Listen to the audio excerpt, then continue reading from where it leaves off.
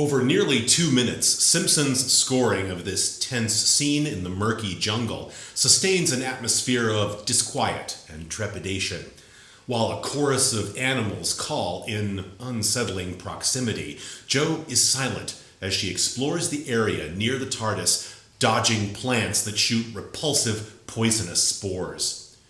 She briefly studies a sculpture-like structure, bits of statue that are never explained on screen. Going further afield, she finds no help, not even a sign of humanoid life. As our music ends, Jo takes a rest as dawn breaks on Spiridon. The orchestration is headed by the marimba, a mallet percussion instrument with a soft, dark, rich timbre, especially compared with its more outgoing sibling, the xylophone. This is no doubt used to connect us to the tropical jungle environment. Supporting the marimba are 2 horns, using mutes, contrabass clarinet, and synthesizer. Each instrument has characteristic recurring motifs, giving this piece a high degree of coherence. Indeed, a few reprises of these jungle motifs are found over the story's 6 episodes. As Jo leaves the TARDIS and heads into the unknown, a horn plays detached eighth notes, almost like footsteps, chromatically up from F sharp to G sharp, and by the way, at 60 beats per minute, nearly Simpson's standard by this point. At the G sharp, it's joined by a second horn, a tritone below, and the contrabass clarinet on B. Together, they establish both the horn's tritone motif and the harmony that will permeate the entire track. This harmony has some ambiguity, for the 3 notes act as root, minor third, major sixth, but lacks an identifying fifth. Enter the marimba with its main motif of 2 pairs of notes. The first pair, D above, E sharp below, contains the minor third again, while the E sharp, aka F natural, is the diminished fifth of B, at last a fifth. The second pair, B above, F sharp below, is the root and the perfect fifth. So, we can say that the harmony is in general B minor, but it rocks back and forth between diminished 7th and minor 6th harmony. This piece, in my mind, is very B minor, to the extent that my notation includes that key signature of 2 sharps, F and C. The marimba motif, played in eighth notes, is heard for 4 beats, and after the opening harmony clears away, the marimba has a solo melody. Starting with the upper notes of the pair motif, it then drops an octave and settles on a tremolo of E sharp and D. That's the diminished harmony again.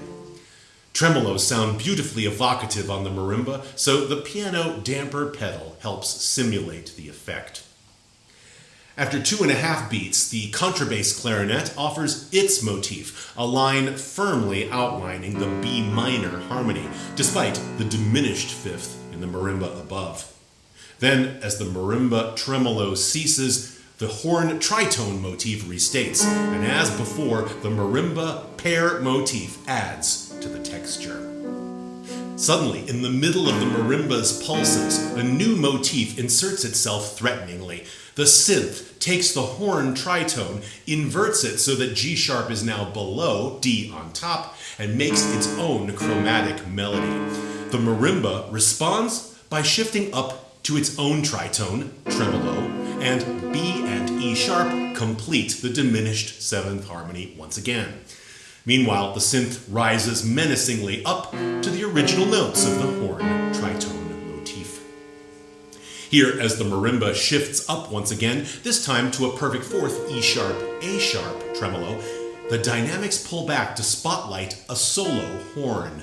It presents a brand new, reticent melody, alternating E natural and D natural. This A sharp or B flat major harmony with E as the sharp 11 offers a nice contrast from all the B minor we've had for the last 30 seconds. To resolve this section, the horn footsteps down chromatically from A sharp back to G sharp, as the second horn joins it to restate their motif. The marimba restarts its pair motif for 5 beats. Then, something very interesting musically happens. Nothing. That is silence. There are 9.5 seconds of it, deliberately timed to highlight Joe stopping and slowly turning around after hearing an awful squeal from some animal nearby. There are 3 things that could have happened here with the music soundtrack. First, there were 2 separate tracks, so that the first has just ended and the other will start precisely as required. Second, there was 1 single track and this silence was a deliberate part of the recording. Third, there was 1 track but was faded out for these 9.5 seconds to heighten the tension, then the music was faded back up at the appropriate moment. This implies some music lost to time. It does sound like a fade out to me just before the silence, but we can't know for sure which option is the truth unless somewhere out there is a track listing, including timings for the recordings used, or we see the score. Have a listen to it yourself and tell me what you think. As Jo resumes her search for intelligent life on Spiridon, the marimba resumes the music by restating its melody, quickly answered by the contrabass clarinet line. With this second version of that line, you'll notice how it is interpreted very freely, with varying rhythms and variously placed on or off the beat. Here, the rhythm is triplets, and this may be a deliberate decision because of what's about to happen.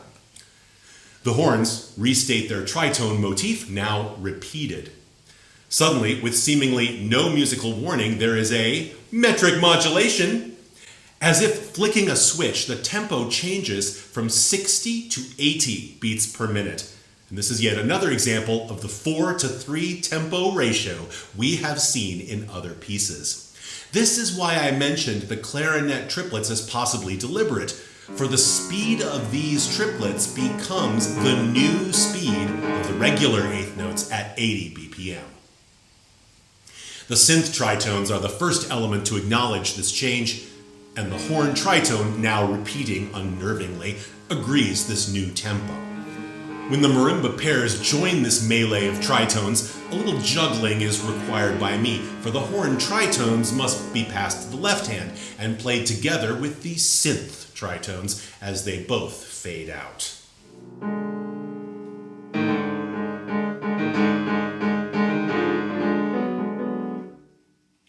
Almost instantly, the synth reappears in a new guise, high register perfect fourths. That had to be the right hand's job. So the left hand briefly takes over the marimba pairs.